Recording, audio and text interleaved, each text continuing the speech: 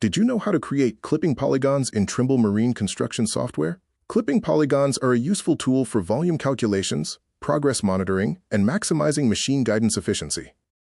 This demonstration will walk you through the seamless process of creating these polygons.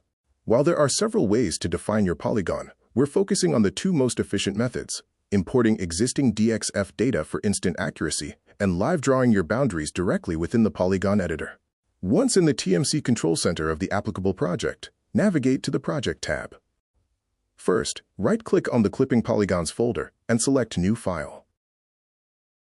Next, define a name for the clipping polygon when prompted and select Save. A new window will then open to the Polygon Editor program.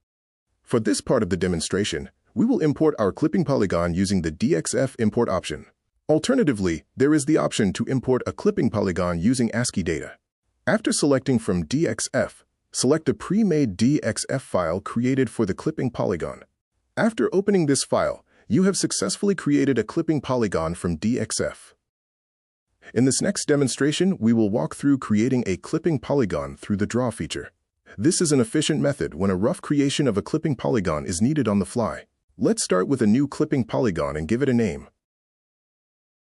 Once we have our new file, simply right-click anywhere on the background and select Draw New Polygon.